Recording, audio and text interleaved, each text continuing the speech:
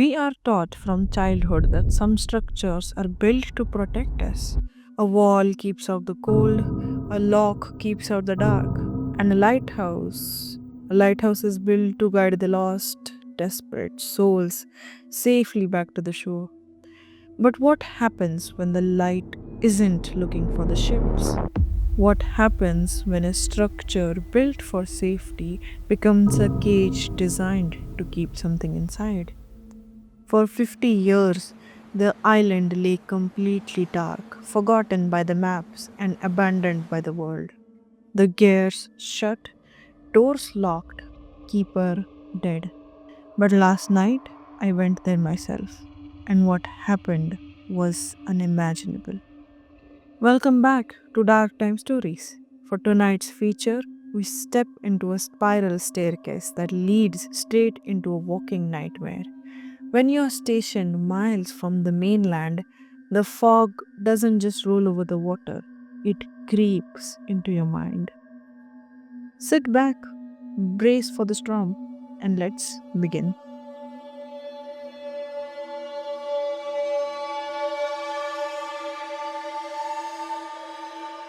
I have always preferred being by myself. Some people get lonely when they are away from the world, but to me, silence is a relief. That's probably why I went looking for a job as a remote caretaker. I wanted a place where no one could bother me, somewhere I could just read, work on my computer, and watch the ocean. Hi, my name is Noah. Last spring, I found a listing on a hidden government for a maintenance position at a place called Black Rock Station. It was an old stone lighthouse built on a jagged, lonely island above 12 miles off the coast. The pay was shockingly high, almost three times what a normal park ranger makes. I remember the day I went to the mainland docks to sign the contract. The boat captain who was hired to drop me off was an old man named Vance. He had deep wrinkles around his eyes and smelled like sea salt and cheap tobacco. When I handed him my gear, he looked at me with a strange, heavy sadness. You are the third one this year, kid. Vance said, his voice rough from the wind. The last two guys didn't even last a month. They just packed their bags and vanished in the middle of the night, left everything behind. Why? Is the isolation that bad? Vance didn't look at me, he just started the boat's engine, making the wooden deck vibrate under our feet. It's not the isolation you have to worry about, it's the fog. When the heavy fog rolls in around that rock, your mind starts playing tricks on you. People say old keepers left something behind in the stone, something that doesn't like company. At the time, I just smiled and climbed aboard. I thought the last two caretakers were just city guys who couldn't handle the harsh weather and lack of internet. I was completely confident that I would be just fine. I wish I had listened to him now. For the first 2 weeks, life at the lighthouse was actually incredible. The island was nothing but a massive, jagged chunk of black rock sitting out of the freezing Atlantic Ocean. There were no trees, no animals, just hundreds of screeching seagulls. My job was incredibly simple. During the day, I had to check the solar generators, make sure the massive glass lens at the top of the tower was clean, and log the weather patterns. The lighthouse itself was beautiful. Circular stone tower built in the late 1800s, connected to a small, cozy keeper's cottage where I slept. The only rule in my contract was very specific, written in bold black ink.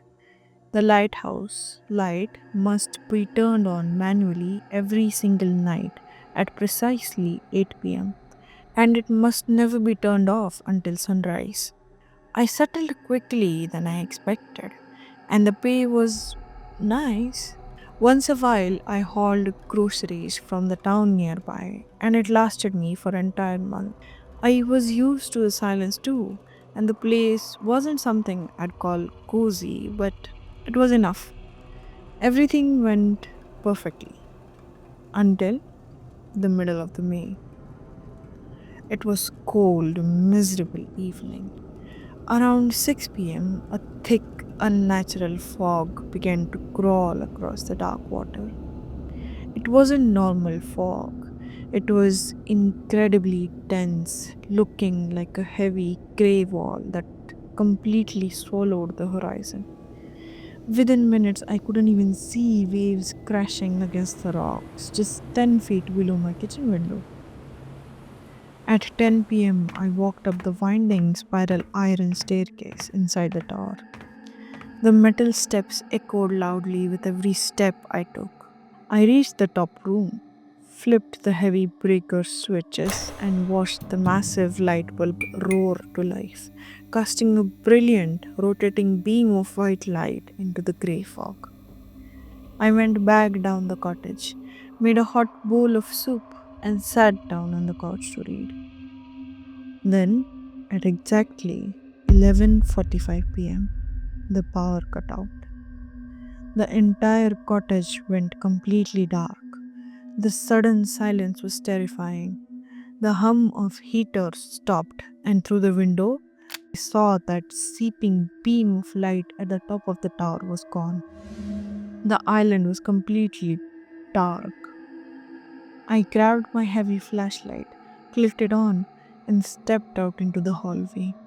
The air inside the house had suddenly grown this freezing cold, so cold that my breath came out in white clouds. I walked over to the basement door where the backup generators were kept.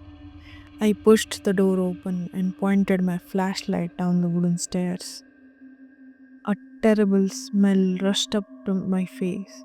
It didn't smell like old machinery or battery acid like I'd expected it to.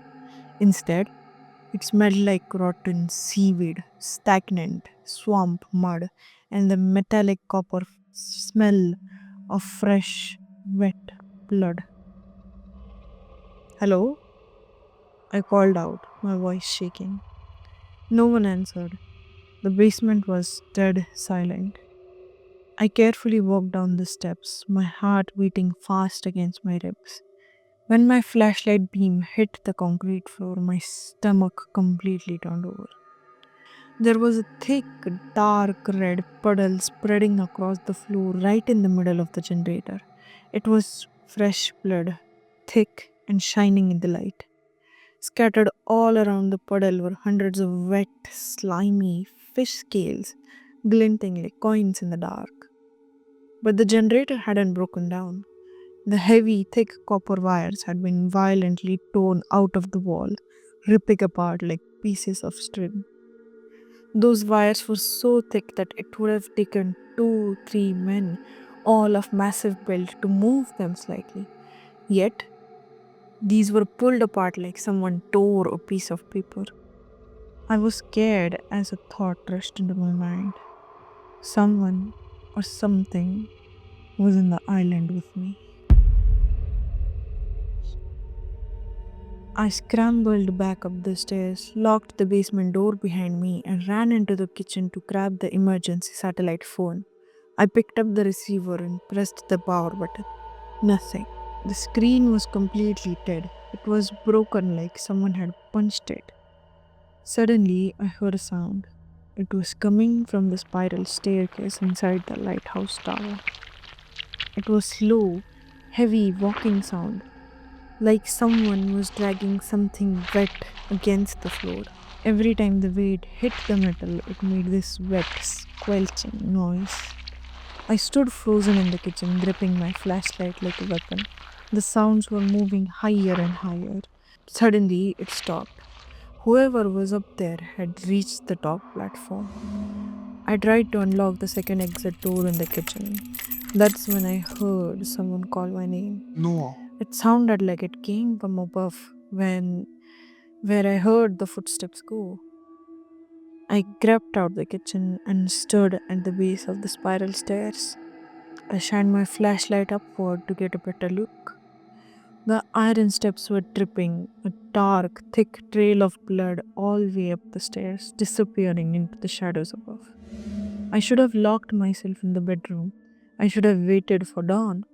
But the absolute terror of being trapped in dark house made me reckless.